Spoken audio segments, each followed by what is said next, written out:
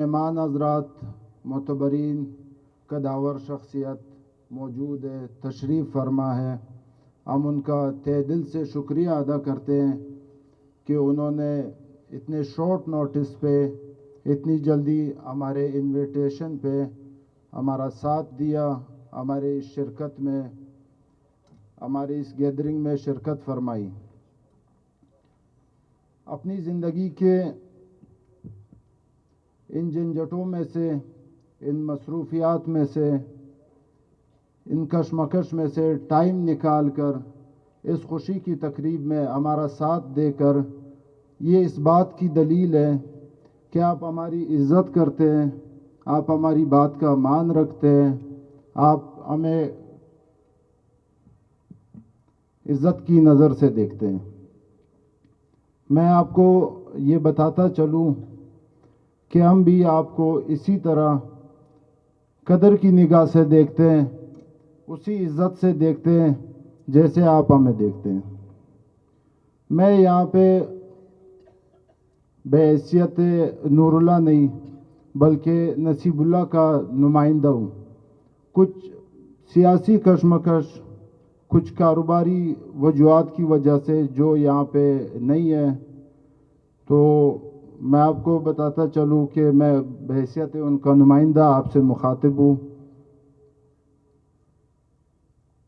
تو جیسے میں نے بتایا کہ ہمارے بھی دل میں آپ کے لیے عزت ہے، احترام ہے۔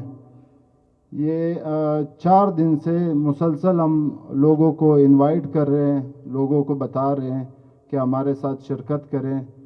سر یہاں پہ ایک ایک بندہ بیٹھا، ان سب کو نصیب اللہ بھائی جانتے ہیں، ان سب کو ان کی لسٹ بنا کے ہمارے پاس بھیجیے کہ ان سب کو انوائٹ کرنا ہے، کیونکہ ہم ان سب کو پرسنلی جانتے ہیں اور ان سب لوگوں کو جو ہے نا میں عزت دینا چاہتا ہوں۔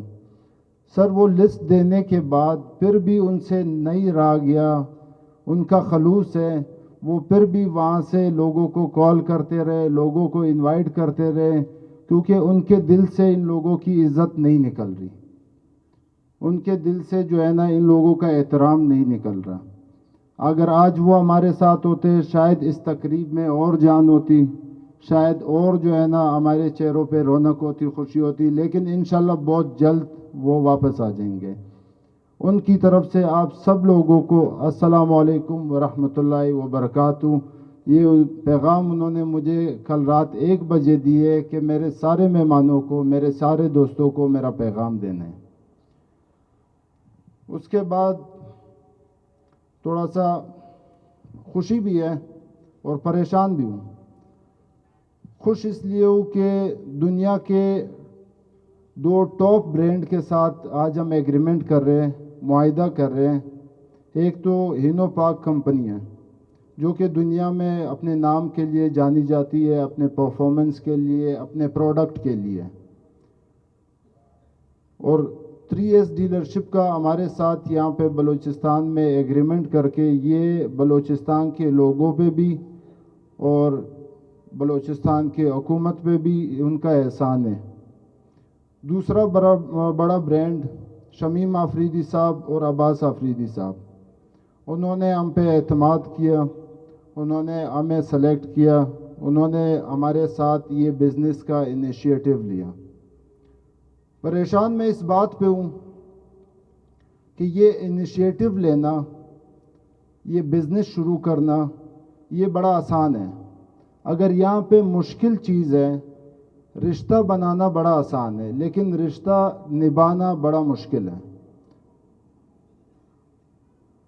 بس بات یہ ہے کہ اللہ ہمیں توفیق دے کہ ہم اس رشتے کو، اس بزنس کو اسی طرح آگے لے کے چل سکے، ہمارے بڑوں کی امیدوں پہ پورا اتر سکے۔